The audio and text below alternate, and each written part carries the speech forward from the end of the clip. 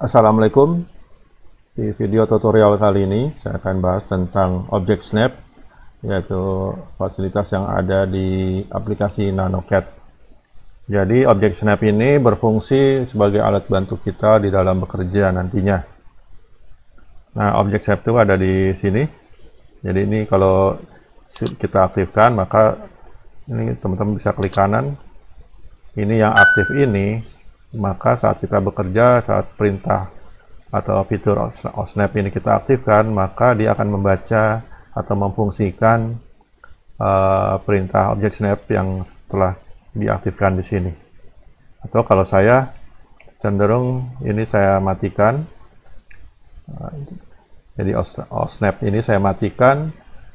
Nanti saat kita bekerja, kita tinggal munculkan saja apa yang kita butuhkan. Karena kalau ini diaktifkan semua, karena prinsip kerja Object Snap itu adalah seperti magnet, teman-teman. Jadi Object Snap itu membantu kita, misalnya teman-teman ingin menentukan titik akhir dari garis ini, atau menentukan titik perpotongan dua garis ini supaya tepat, supaya benar-benar di posisinya, maka teman-teman membutuhkan bantuan Object Snap. Nah, karena kerjanya seperti magnet, jadi kalau kita dekatkan itu nanti dia akan menarik ke titik yang dimaksud. Karena kerjanya kayak magnet, kalau nanti objeknya sudah banyak, itu nanti akan membingungkan kita, malah nanti akan membingungkan karena dia akan membacanya kita bingung, apakah ini di titik akhir ataukah di persimpangan atau dan yang lainnya. Jadi kalau saya cenderung ini saya matikan. Nah, sekarang apa itu apa yang ada di Object Snap itu? Jadi misalnya ini saya akan membuat garis itu akan ada di ujung garis ini. Maka saya aktifkan di Shift, klik kanan. Jadi caranya memunculkannya adalah tekan Shift, lalu klik kanan, maka akan muncul pilihan seperti ini. Nah, yang pertama adalah endpoint. Endpoint itu adalah titik ujung dari sebuah garis. Jadi kalau garis ini, endpoint-nya adalah ujung ini dan ujung ini. Garis ini, endpoint-nya adalah ujung ini dan ujung ini. Atau kalau itu bentuknya rectangle, maka endpoint itu adalah ini, dan ini, dan ini. Itu pengertian endpoint. Jadi misalnya saya mau membuat garis mulainya dari ujung sini, maka saya shift klik kanan, saya gunakan bantuan endpoint untuk memastikan dia tepat berada di ujung. Nah, teman-teman bisa lihat ada kotak hijau di sini, itu adalah snap endpoint-nya. Jadi saat arahkan ke sini, lalu teman-teman bisa klik first point di sini, itu pasti dia ada di ujung. Sedangkan kalau kita nggak pakai OSNAP, nggak pakai Object Snap endpoint, misalnya kita akan buat garis di ujung ini tanpa Object Snap endpoint. Jadi kita ngira-ngira saja di ujung sini, maka hasilnya seperti ini, teman-teman. Atau bahkan kita zoom sekalipun, misalnya kira-kira di sini, ini tetap dia tidak akan ketemu dengan ujung dari garis tersebut. Itulah gunanya endpoint. Atau misalnya teman-teman akan buat garis di ujung dari rectangle ini, saya perintah line, maka saya gunakan bantuan endpoint, shift klik kanan, pilih endpoint, tinggal kita arahkan kursornya, maka akan muncul segi 4 hijau ini, tinggal diklik. Ini kalau kita zoom pasti dia tetap menempel. Nah, itu untuk endpoint. Kemudian ada lagi midpoint. Midpoint itu adalah titik tengah dari sebuah garis. Jadi misalnya garis ini yang vertikal ini, midpoint-nya di mana? Nah, teman-teman misalnya mau buat garis, titik awalnya ada di tengah garis ini. Shift klik kanan, pilih midpoint, lalu arahkan kursornya, maka dia akan dengan sendirinya mencari midpoint-nya atau titik tengahnya. Atau ke garis ini juga sama, atau ke rectangle ini. Jadi dia akan mencari titik tengahnya. Kemudian ada lagi yang namanya center. Nah, center ini kalau itu bentuknya lingkaran atau busur. Jadi garis-garis lengkung pasti punya center. Nah, sekarang kalau misalnya saya mau buat garis, ya, titik awalnya ada di center lingkaran ini, maka saya gunakan shift klik kanan, pilihannya adalah center. Arahkan ke garis lingkarannya, maka akan muncul circle hijau, itu adalah posisi centernya. Jadi saya klik di sini. Nah, titik awal garis yang saya buat akan ada di center dari circle-nya. Kemudian ada lagi note, dia akan membaca kalau kita buat titik. Jadi sebenarnya kan di perintah dari NanoCAD ini ada perintah kita membuat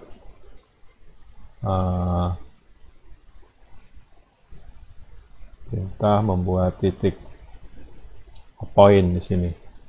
Jadi misalnya teman-teman bikin point di sini, maka snap yang digunakan agar dia menempel di point adalah node seperti ini. Kemudian ada lagi kuadran. Nah, kuadran berlaku juga untuk circle atau garis lengkung. Jadi kuadran itu kalau kita bayangkan sebuah lingkaran, kemudian itu dibagi 4. Jadi kalau bayangkan adalah sebuah jam, nah titik-titik kuadran adalah di titik angka 12, di titik angka 3, angka 6, dan 9. Jadi di sini, di sini, di sini, dan di sini. Jadi kalau saya mau membuat garis, mulainya di kuadran di sebelah kanan, maka saya gunakan bantuan objek snap kuadran, shift klik kanan, pilih kuadran, lalu arahkan kursornya ke sini. Maka ini di kuadran di angka 3, ini kuadran di angka 6, ini kuadran di angka 9, di angka 12. Seperti itu. Kemudian ada lagi intersection. Nah, kalau intersection ini pertemuan garis, jadi perpotongan garis seperti ini. Atau seperti ini. Jadi di perpotongan ujung ketemu ujung juga dia bacanya dia intersection. Seperti ini. Atau garis dengan lingkaran, itu juga dibaca intersection. Kemudian ada lagi extension. Jadi ini perpanjangan sebuah garis. Ini kan garisnya ke sini nih. Saya mau buat garis baru, titik awalnya itu adalah dilewati oleh garis yang ini. Jadi saya pilihnya adalah extension. Jadi ini arahkan sini lalu tarik sini, maka muncul garis maya di sini hijau putus-putus. Nah, ini titik ini bisa berada di mana saja di sepanjang garis yang akan dilewati oleh garis acuannya. Ini nama pengertian dari extension. Nah, seperti ini. Kemudian ada lagi perpendikular. Kalau insertion ini hubungannya nanti dengan blok atau kalau kita memasukkan library. Jadi kita loncat dulu, ini ada perpendikular. Itu kalau kita mau membuat garis tegak lurus terhadap garis lainnya. Jadi misalnya ini, saya mau buat garis, titik awalnya ini kan garisnya miring nih teman-teman. Saya mau buat garis dari sini awalnya, kemudian ke sini, tapi jatuhnya tegak lurus terhadap garis yang ini. Jadi misalnya titik awalnya di sini, maka di mana titik yang menempel di garis miring ini supaya dia posisinya tegak lurus. Makanya saya gunakan perpendikular. Nah, seperti ini. Ini pasti 90 derajat. Ini juga 90 derajat. Jadi pasti tegak lurus. Itu fungsi dari perpendikular. Kemudian ada tangan. Kalau tangan itu dia bersinggungan. Nah, seperti ini. Jadi kalau ada kita buat garis di sini misalnya, nah kita pengen garis itu bersinggungan dengan sebuah lingkaran, itu namanya tangan. Jadi kalau tanpa snap tangan, kita hanya ngira-ngira ini pasti dia tidak bersinggungan, bisa memotong atau juga bisa tidak menyentuh. Tapi dengan objek snap tangan, kita bisa pastikan bahwa garis kita pasti bersinggungan dengan lingkaran yang dimaksud.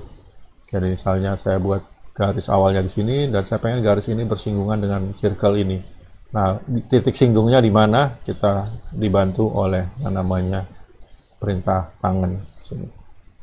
Jadi kalau di zoom pasti dia bersinggungan. Seperti itu. Kemudian ada lagi nearest. Kalau nearest ini dia bisa berada di mana saja, tapi dipastikan menyentuh dengan garis yang dituju. Jadi dia bisa di sepanjang circle ini, atau di sepanjang garis ini, atau di sepanjang garis ini, atau di sepanjang garis rectangle ini. Jadi dia bisa di mana aja, tapi dia pasti menyentuh, tidak berpotongan. Nah, itu nearest. Nah, kalau paralel, itu kita mencari garis bantu paralelnya. Jadi misalnya ini, kan garis ini miring teman-teman.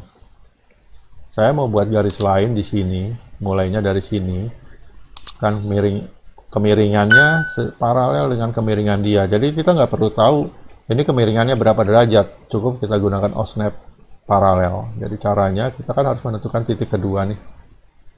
Titik pertama sudah kita tentukan di sini, titik keduanya di mana, supaya dia paralel.